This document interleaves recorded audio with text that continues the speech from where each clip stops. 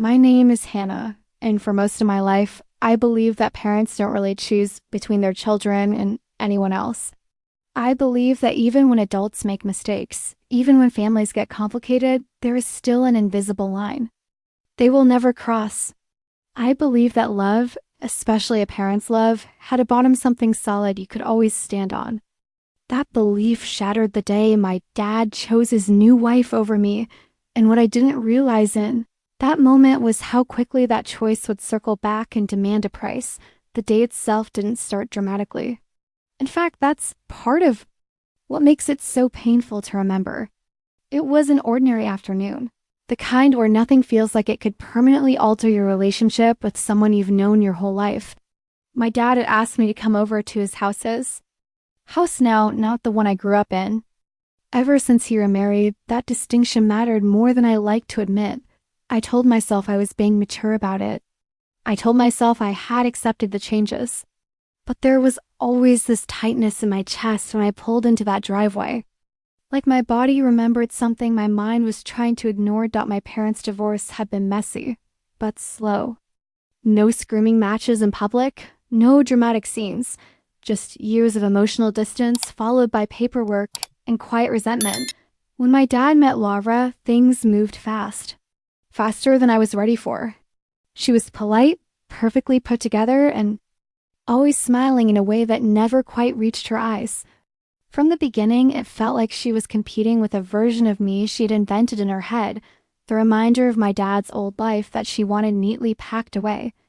That afternoon, I walked into their living room and immediately sensed tension. Laura was sitting on the couch, arms folded, jaw tight. My dad stood near the window, staring outside like he was bracing himself. "What's going on?" I asked, forcing a light tone. No one answered right away. My stomach dropped. "Sit down," my dad said finally. His voice was careful, measured, like he was choosing each word before it left his mouth. I sat, my heart already pounding. Laura didn't look at me. She stared at a spot on the wall like this was an inconvenience she wanted over. With Dad cleared his throat. "There's some issues," he began. "And we need to talk about boundaries." Boundaries. That word always sounded reasonable on the surface, even when it was being used to justify something unfair. "What kind of issues?" I asked. Laura exhaled sharply, like she'd been waiting for permission to speak. "You've been coming over too often," she said. "And when you're here, it feels like there's no space for us to be a married couple." I stared at her, stunned. "Too often?" I repeated. "I come over maybe once every 2 weeks." She shrugged. "It's not about the number. It's about the energy." She finally looked at me then, and her gaze was cool, assessing. "You bring a lot of emotional weight with you." I felt heat rush to my face. I turned to my dad, expecting him to shut this down. "Dad?" I said. "What is this?" He didn't meet my eyes. "Laura's been feeling uncomfortable," he said quietly. "And she's my wife. Her feelings matter." Something inside me twisted. "So do mine," I said, my voice shaking despite my effort to stay calm. "I'm your daughter." He nodded, but it felt automatic, hollow. "Of course," he said. "But we're trying to build a stable home here, and that means making some adjustments." That was the moment. The exact moment I realized what was happening. Adjustments didn't mean compromise. Adjustments meant me stepping back. Adjustments meant shrinking my place in his life so someone else could feel more secure. "What kind of adjustments?" I asked, though part of me already knew. Laura spoke again, faster now, like she was relieved to finally say it out loud. "We think it would be better if you stopped coming by unannounced. And maybe fewer visits overall, at least for now." I laughed once, sharply. "I don't come unannounced," I said. "I always text first." She tilted her head. "That's not really the point." I looked at my dad again, desperation creeping into my chest. "Are you okay with this?" I asked. "Is this what you want?" He hesitated. And that hesitation hurt more than an immediate yes would have. I want peace, he said finally. I don't want tension in my marriage. And I'm the tension? I asked quietly. He didn't answer. He didn't have to. The room felt suddenly too small. I felt like I was 12 years old again, standing in the doorway while my parents argued, trying to figure out where I fit in their broken pieces. So, what you're saying, I said slowly, is that you're choosing her comfort over your relationship with me. Lavra opened her mouth, probably to deny it, to soften it with language that sounded nicer. But my dad spoke first. I'm choosing my marriage, he said. That sentence landed like a physical blow. I stood up, my legs trembling. I didn't realize those were mutually exclusive, I said. But you just made them that way. He finally looked at me then, and for a second I thought I saw regret.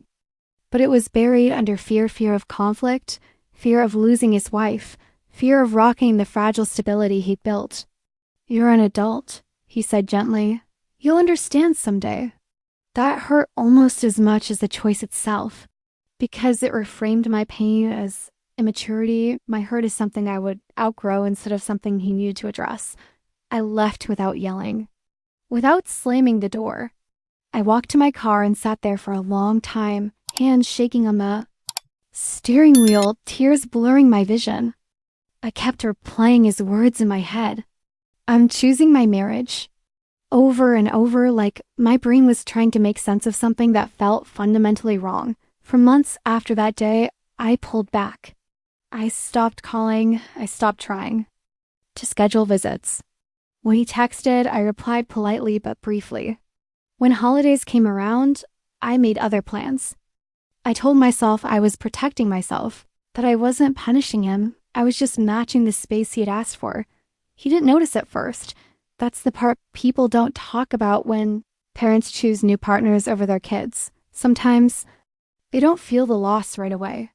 They're busy, distracted, surrounded by someone who reinforces their decisions.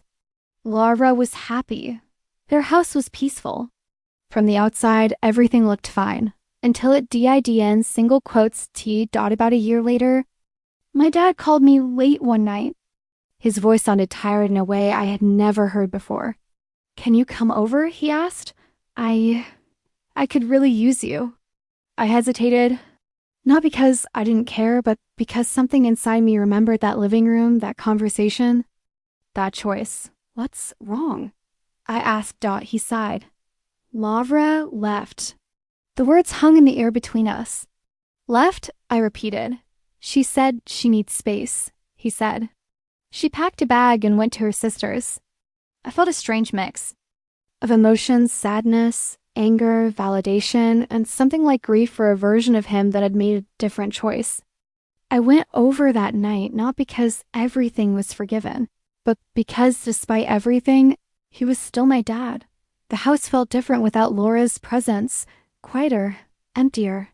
My dad looked smaller somehow, like the certainty he'd wrapped himself in had finally worn off. We sat at the same dining table where he had once told me I was the problem. He stared at his hands. I think I messed up, he said quietly. I didn't rush to comfort him. I didn't tell him it was okay. You did, I said honestly. He looked up, eyes wet. I thought I was doing the right thing, he said. I thought if I just kept everyone calm, everything would work out. I took a deep breath. You kept one person calm, I said, at the cost of your relationship with me. He nodded slowly, like the weight of that truth was finally sinking in. I didn't realize how much distance had grown between us until I was alone in this house, he admitted. I kept expecting you to call, to stop by, and then I realized I'm the one who pushed you away.